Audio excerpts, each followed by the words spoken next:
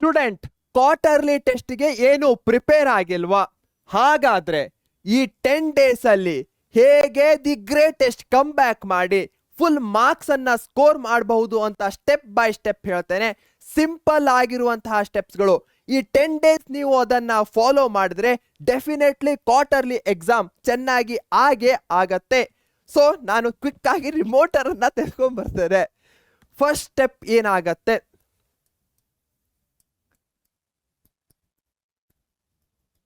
Track. Simple. For example ನಿಮ್ದು ಯಾವುದೇ subject ಇರಬಹುದು, ಇಲ್ಲಿ ಚಾಪ್ಟರ್ ಹೆಸರನ್ನ ಹಾಕಿ, ಚಾಪ್ಟರ್ ನೇಮು, ಇಲ್ಲಿ ಸ್ಟೇಟಸ್ ಬರುತ್ತೆ. ಏನು ಸ್ಟೇಟಸ್ಸು? ಕಂಪ್ಲೀಟೆಡ್. ಕಂಪ್ಲೀಟೆಡ್ ಅಂದ್ರೆ ಅದರ ಅರ್ಥ ಏನು?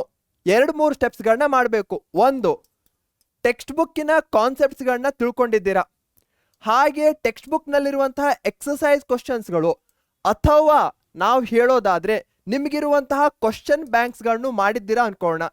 ಥರ್ಡ್ ಒನ್ನು ಪ್ರೀವಿಯಸ್ ಇಯರ್ ಕ್ವಶನ್ಸು. ಈ ಮೂರನ್ನು ನೀವು ಥರೋ ಆಗಿದ್ದೀರಾ ಅಂದ್ರೆ ಅದು ಕಂಪ್ಲೀಟೆಡ್. ಆನ್ ಗೋಯಿಂಗ್ ಅಂದ್ರೆ ಏನು? ನೀವು ಓದ್ತಾ ಇರ್ತೀರಾ ಟೆಕ್ಸ್ಟ್ ಬುಕ್ ಅನ್ನ ಅಥವಾ ಎಕ್ಸಸೈಸ್ ಮಾಡ್ತಾ ಇರ್ತೀರಾ, ಇದು ಆನ್ ಗೋಯಿಂಗ್ ಆಗತ್ತೆ. ಎಟ್ ಟು ಸ್ಟಾರ್ಟ್, ಇನ್ನು ಸ್ಟಾರ್ಟ್ ಮಾಡಿಲ್ಲ ಆ ಚಾಪ್ಟರ್ ಅನ್ನ. ಈ 3 ವೇನಲ್ಲಿ ಆ ಚಾಪ್ಟರ್ ಸ್ಟೇಟಸ್ ಅನ್ನ ಡಿವೈಡ್ ಮಾಡಿ. ಇದು ಫಸ್ಟ್ ಸ್ಟೆಪ್, ಟ್ರ್ಯಾಕಿಂಗ್. ಈಗ ಫಾರ್ ಎಕ್ಸಾಂಪಲ್ ನಿಮಗೊಂದು 2-3 ಚಾಪ್ಟರ್ ಇದೆ ಅನ್ಕೋಣ.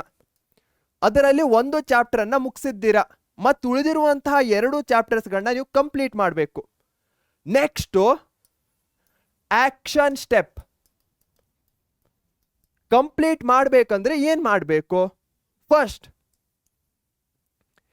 ಆ ಚಾಪ್ಟರು ನಿಮ್ಗೆ ಡಿಫಿಕಲ್ಟ್ ಇದೆಯೋ ಈಸಿ ಇದೆಯೋ ಅಂತ ನೀವು ಐಡೆಂಟಿಫೈ ಮಾಡ್ಕೊಳ್ಬೇಕು. ಯಾಕಂದ್ರೆ ಬಹಳಷ್ಟು ಮಕ್ಕಳಿಗೆ ಒಂದೊಂದು ಸಬ್ಜೆಕ್ಟ್ಸ್ನ ಚಾಪ್ಟರ್ಸ್ಗಳು ಈಸಿ ಆಗಿರುತ್ತೆ, ಸ್ವಲ್ಪ ಡಿಫಿಕಲ್ಟ್ ಆಗಿರುತ್ತೆ, ಇಲ್ಲ ಅಂದ್ರೆ ಮಾಡ್ರೇಟ್ ಆಗಿರುತ್ತೆ.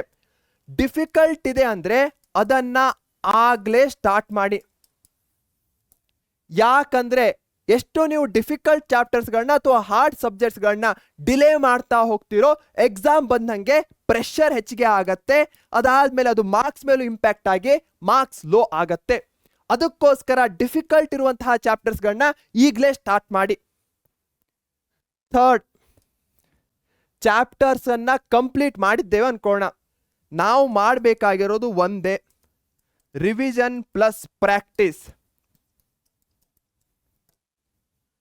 ನಿಮಗೆ ಫುಲ್ ಮಾರ್ಕ್ಸ್ ಬೇಕಂದ್ರೆ ಈ ಸ್ಟೆಪ್ಸ್ಗಳನ್ನ ಮಾಡಲೇಬೇಕು. ರಿವಿಷನ್ ಮಾಡಬೇಕು. ಫಾರ್ಮುಲಾಸ್ಗಳಿರ್ಬಹುದು, ಕಾನ್ಸೆಪ್ಟ್ಸ್ಗಳಿರ್ಬಹುದು, ಶಾರ್ಟ್ ನೋಟ್ಸ್ಗಳಿರ್ಬಹುದು, ಅವುಗಳ ಪೂರ್ತಿ ಯುಟಿಲೈಸೇಷನ್ ಅನ್ನ ಪಡ್ಕೊಳ್ಳಿ. ಇದರಿಂದ ನಿಮ್ಮ ರಿವಿಷನ್ನು ಪ್ಲಸ್ ಪ್ರಾಕ್ಟೀಸು ಸೂಪರ್ಬ್ ಆಗತ್ತೆ. ಹಾಗೆ ನಮ್ಮ ಸಾಧಕ ಬ್ಯಾಚ್ನಲ್ಲಿ ನಾವು ಡೀಟೇಲ್ಡ್ ಆಗಿ ಕ್ವಾರ್ಟರ್ಲಿ ಟೆಸ್ಟ್ಗೆ ರ್ಯಾಪಿಡ್ ರಿವಿಷನ್ಸ್ಗಳನ್ನ ಮಾಡ್ತಾ ಇದ್ದೇವೆ. ಡೌಟ್ ಸಾಲ್ವಿಂಗ್ ಕ್ಲಾಸಸ್ಗಳು ಬರುತ್ತೆ. ಹಾಗೆ ಮುಂದೆ most important question bank based ಮಾಡ್ತಾ ಇದ್ದೇವೆ. ಇವೆಲ್ಲವೂ ಸಹ ನಿಮಗೆ ಸಾಧಕ ಬ್ಯಾಚ್ನಲ್ಲಿ ಸಿಗತ್ತೆ. ಆ್ಯಂಡ್ ಅದು ಈಗ ಡಿಸ್ಕೌಂಟೆಡ್ ಪ್ರೈಸ್ನಲ್ಲಿದೆ. ನಿಮಗೆ ಬೇಕಂದ್ರೆ ಪಿನ್ನಡ್ ಕಮೆಂಟಲ್ಲಿ ಲಿಂಕ್ ಇರುತ್ತೆ, ಅದ್ರ ಮೇಲೆ ಕ್ಲಿಕ್ ಮಾಡಿ ಈಗಲೇ ಜಾಯ್ನ್ ಆಗಿ. ಇಲ್ಲ ಅಂದರೆ ಕ್ವಾರ್ಟರ್ಲಿ ಟೆಸ್ಟ್ಗೆ ದಿ ಗ್ರೇಟೆಸ್ಟ್ ಆಪರ್ಚುನಿಟಿಯನ್ನು ಮಿಸ್ ಮಾಡ್ಕೊಳ್ತೀರಾ. ಓಕೆ, ಈ 3 ಸ್ಟೆಪ್ಸ್ಗಳನ್ನ ಮಾಡಿದೆ. ಅದಾದಮೇಲೆ ನೆಕ್ಸ್ಟ್ ಏನು? ಎಲ್ಲ ಮೈಂಡ್ ಸೆಟ್ಟು, ಕಾನ್ಫಿಡೆನ್ಸಿನ ಆಟ. ನಾನು ಓದಿದ್ದೇನೆ ಅಂತ ಎಕ್ಸಾಮ್ ಹಾಲಿಗೆ ಹೋಗಿ ಕಾನ್ಫಿಡೆಂಟ್ ಆಗಿ ಅಟೆಂಪ್ಟ್ ಮಾಡಿ ಬನ್ನಿ. ಏನೇನು ಮಿಸ್ಟೇಕ್ಸ್ಗಳಾಗಿಯೋ ಅದನ್ನು ಆಮೇಲೆ ಅನಲೈಸ್ ಮಾಡೋಣ. But confidence key. ಯಾಕಂದರೆ ನಿಮಗೆ ನಿಮ್ಮ ಮೇಲೆ ಆತ್ಮವಿಶ್ವಾಸ ಇತ್ತಂದರೆ 10 ಬರುವಂತಹ ಮಾರ್ಕ್ಸ್ಗಳನ್ನ ನೀವು 15ವರೆಗೂ ಸಹ ಬರೆದು ಬರ್ಬೋದು. ಅದೇ ಕಾನ್ಫಿಡೆನ್ಸ್ ಇಲ್ಲ ಅಂದರೆ 15 ಮಾರ್ಕ್ಸ್ ನಿಮ್ಗೆ ಗೊತ್ತಿರತ್ತೆ, ಬಟ್ 10 ಮಾರ್ಕ್ಸ್ ಬರೆದು ಬರ್ತೀರಾ. ಆ ರೀತಿ ಮಿಸ್ಟೇಕನ್ನು ಮಾಡಬೇಡಿ. ಇದೇ ಪ್ರಾಪರ್ ಆಗಿರುವಂತಹ 10 ಡೇಸ್ ರೋಡ್ ಮ್ಯಾಪ್. ಎಲ್ಲರೂ ಸಹ ಫಾಲೋ ಮಾಡ್ತೀರಾ ಅನ್ಕೊಳ್ತೇನೆ. ವಿಡಿಯೋವನ್ನ ಲೈಕ್ ಮಾಡಿ, ಇದರಿಂದ ನನಗೂ ಸಹ ಗೊತ್ತಾಗತ್ತೆ ಯು ಆರ್ ಲೈಕಿಂಗ್ ಇಟ್. ಹಾಗೆ ಮುಂದೆ ಲಾಸ್ಟ್ 3 ಡೇಸ್, ಲಾಸ್ಟ್ 4 ಡೇಸ್ನ ರೋಡ್ ಮ್ಯಾಪ್ ಸಹ ಬೇಕಂದ್ರೆ 4 ಡೇಸ್ ಅಥವಾ ನಿಮ್ಗೆ ಯಾವ ಡೇಸ್ ಬೇಕೋ ಅದನ್ನ ಕಮೆಂಟ್ನಲ್ಲಿ ಹಾಕಿ, ನಾನು ಕಾಯ್ತಾ ಇರ್ತೇನೆ. ಇದೇ ನೋಟ್ನಲ್ಲಿ ಬಾಯ್ ಅಂತ ಹೇಳೋ ಸಮಯ. ಪರೀಕ್ಷೆ ಚಾನಲ್ ಅನ್ನ ಸಬ್ಸ್ಕ್ರೈಬ್ ಮಾಡಿಲ್ಲ ಅಂದ್ರೆ ಈಗಲೇ ಮಾಡಿ. Take care. Thank you. Bye bye.